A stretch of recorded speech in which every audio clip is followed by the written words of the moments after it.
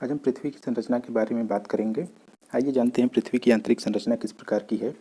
दोस्तों, जैसा कि आप जानते हैं, पृथ्वी ऊपर से ठंडी एवं ठोस एवं कठोर दिखाई देती है, लेकिन अंदर से आज भी पृथ्वी बहुत गर्म बनी हुई है। आज से लगभग 5 अरब वर्ष पहले सौरमंडल की उत्पत्ति हुई थी, जिसमें हमारी पृथ्वी का भी निर्माण हुआ। पृथ्वी भी सौरमंडल के 8 ग्रहों में से एक है। उत्पत्ति के समय पृथ्वी भी काफ़ी गर्म थी और जो एक गैसों का गोला थी। बाद में धीरे धीरे पृथ्वी ठंडी हुई, करोड़ों वर्ष लगे, घनघोर वर्षा हुई, जिसके फलस्वरूप पृथ्वी की ऊपरी परत धीरे धीरे ठंडी हो गई, लेकिन अंदर की परत जो है आज भी वो गर्म बनी हुई है। इसी के बारे में आज हम बात करेंगे कि जो पृथ्वी की आंतरिक संरचना है वो किस प्रकार की है। दोस्तों, आगे बढ़ने से पहले इस वीडियो को लाइक करिए और चैनल को सब्सक्राइब करिए। साथ ही साथ बेल आइकन दबा दीजिए, जिससे कि आने वाले वीडियो आपको सबसे पहले मिले, और इस वीडियो को पूरा देखिए।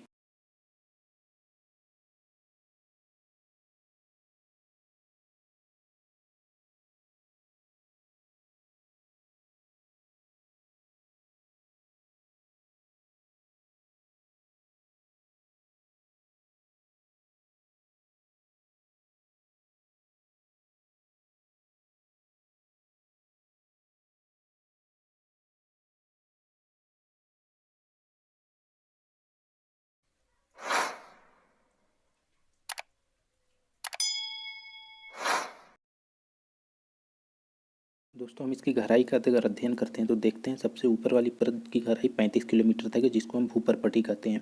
उसके नीचे मेंटल होता है। मेंटल दो भाग का है, जिसको हम दो भाग में बांटते हैं, ऊपरी मेंटल और निचला मेंटल। जो ऊपरी मेंटल है वो 35 किलोमीटर से लेकर 700 किलोमीटर तक है, और जो निचला मेंटल है 700 से लेकर 2900 किलोमीटर तक है। दोस्तों, इसके बाद है आपका बाह्य क्रोड, और बाह्य क्रोड के बाद है आंतरिक। दोस्तों, पृथ्वी अंदर से 3 भागों में विभाजित है, जिसको हम भूपर्पटी, मेंटल और क्रोड कहते हैं।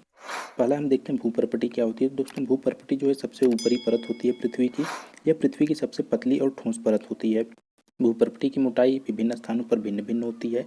समुद्र की तलहटी का निर्माण करने वाली भूपर्पटी का प्रायः 4 से 7 किलोमीटर मोटी होती है, जबकि महाद्वीपों की भूपर्पटी का निर्माण करने वाली जो परत होती है वह लगभग 35 किलोमीटर तक होती है। कुछ पर्वतों के नीचे इसकी मोटाई 70 किलोमीटर तक भी हो सकती है। इस परत में सिलिका और एल्यूमीनियम की अधिकता होती है, इस कारण इस परत को हम सियाल भी कहते हैं।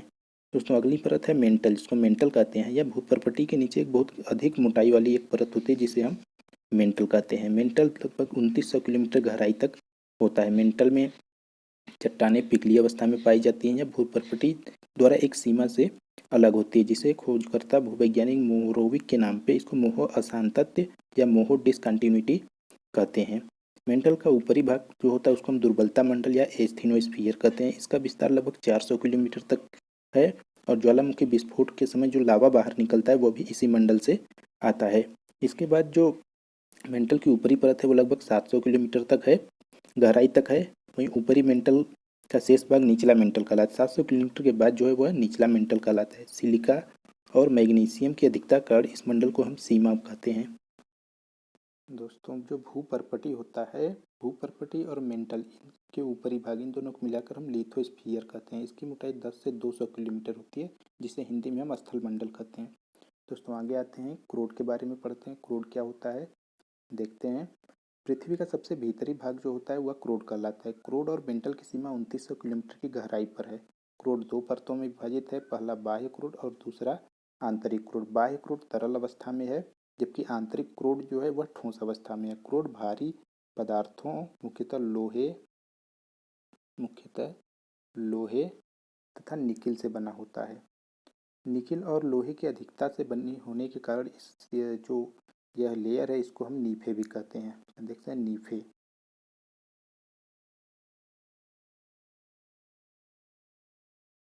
इसमें भारी धातु में निकिल और लोहा ज़्यादा मिलती हैं, जिसके कारण हम इस लेयर को नीफे भी कहते हैं।